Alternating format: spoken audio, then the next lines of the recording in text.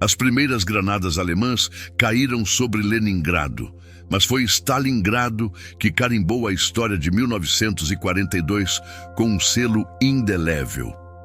Ali, no coração da Rússia, o inverno chegou mais cedo, arrastando consigo os ecos de uma guerra que queimava a alma da Europa. A cidade, situada à beira do Volga, parecia aniquilar qualquer noção de esperança. As ruas estavam repletas de mortos e feridos, um campo de batalha não apenas físico, mas psicológico, onde a sobrevivência era mais um desafio do espírito humano do que uma questão de armas e munição. Stalingrado não era apenas uma cidade. Para Adolf Hitler, ela era a chave. Ele sabia que, ao conquistar aquele pedaço de terra, ele dominaria o sul da União Soviética, controlaria o fluxo de petróleo do Cáucaso e enfraqueceria o espírito da resistência soviética. Mas, à medida que os dias se passavam, algo se tornava claro para ambos os lados. A Batalha de Stalingrado não seria uma simples vitória, ela teria um preço que ninguém poderia prever. O inverno russo, inclemente e implacável, parecia engolir todo aquele que ousava entrar em seu território.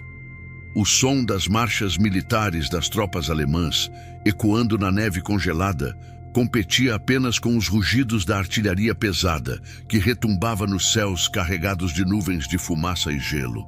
Nas trincheiras, o ar estava saturado com o cheiro acre de pólvora, carne queimada e sangue derramado. O chão, coberto de neve, era uma tapeçaria macabra de corpos, soldados alemães, caídos ao lado de seus inimigos soviéticos. Ninguém estava a salvo. Todos estavam condenados pela máquina de guerra que girava sem piedade. Nos primeiros dias da batalha, o som das bombas caindo era um arrulho distante, um sussurro ameaçador. Mas conforme os dias se transformavam em semanas, esse som se tornava ensurdecedor. As linhas de frente eram como linhas de fissura na terra, onde os homens se enterravam em lama, neve e gelo, tentando escapar do alcance mortal da artilharia pesada. Lá, no coração da cidade, o cenário era ainda mais desolador.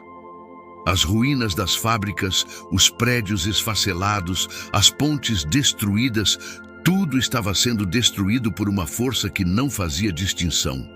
Stalingrado estava morrendo, e com ela a esperança. Mas entre os ecos de morte, havia resistência.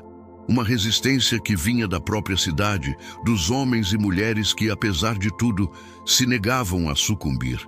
O que havia em Stalingrado não era apenas uma batalha militar, era uma luta pela sobrevivência da própria alma russa.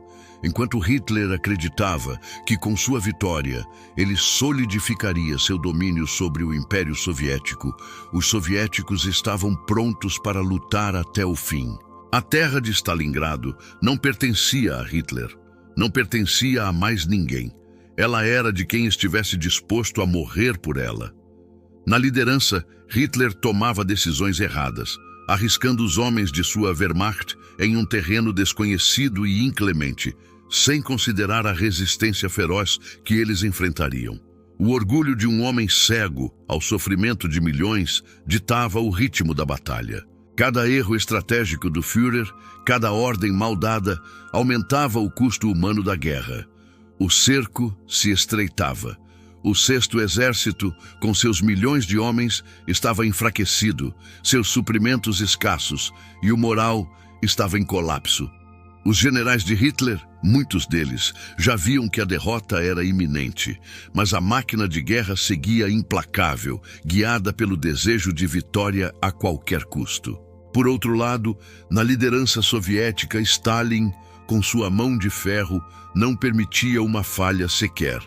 Ele não via seus homens como soldados, mas como peças de um grande jogo. O que acontecia em Stalingrado era a prova definitiva de sua estratégia, sua coragem e sua necessidade de provar ao mundo e a si mesmo que a União Soviética não cairia. Não sob sua liderança, não em Stalingrado. O cerco se fechava. As tropas alemãs, sufocadas pela falta de mantimentos e pelo frio cortante, começavam a entrar em colapso. As doenças proliferavam, a fome corroía as fileiras alemãs e o vento cortante das estepes russas não perdoava ninguém. Não havia mais distinção entre soldados e civis. Todos estavam juntos no inferno. E enquanto os alemães buscavam desesperadamente um modo de escapar, os soviéticos não mostravam sinais de cansaço. A vitória estava ao alcance de um só lado. No entanto, a resistência soviética não era apenas uma questão de bravura. Era também uma questão de tempo e de espaço. A cada metro conquistado pelas forças de Hitler, mais o terreno escorregava debaixo de seus pés. O cerco aos alemães começou a apertar de forma implacável, e a batalha tornou-se uma dança cruel entre a vida e a morte, entre aqueles que lutavam pela sobrevivência e aqueles que se viam encurralados, sem saída, sem esperança. E foi nesse ponto que a luta deixou de ser uma mera disputa pela cidade. Ela se transformou na última oportunidade de Hitler para consolidar seu domínio sobre o continente.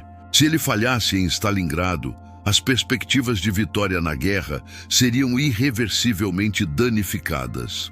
O colosso alemão já estava vacilante, e a guerra estava se tornando uma guerra de desgaste, uma guerra em que cada avanço significava uma retirada mais dolorosa. Nos campos de batalha, homens lutavam sem saber se veriam a próxima aurora. As trincheiras tornaram-se cemitérios, e o desespero se misturava ao medo. A sensação de que o fim estava chegando era palpável.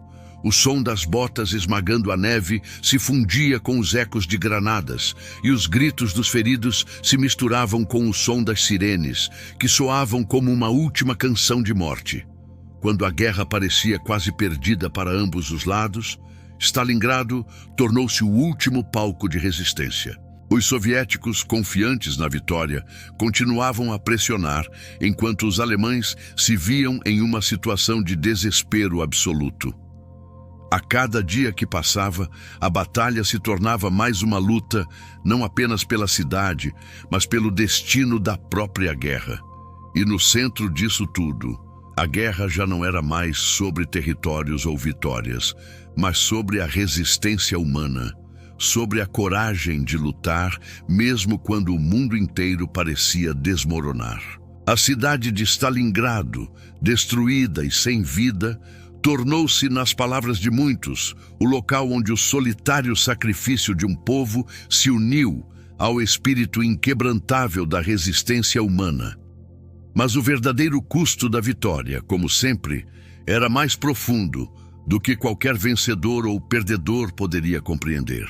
E ao fim de todo o caos, de toda a destruição, quando a última granada cessou e os soldados exaustos olharam ao redor, a única coisa que restava era o silêncio absoluto. O silêncio de uma cidade devastada. O silêncio de uma batalha perdida e uma guerra que continuaria a consumir tudo e todos ao seu redor.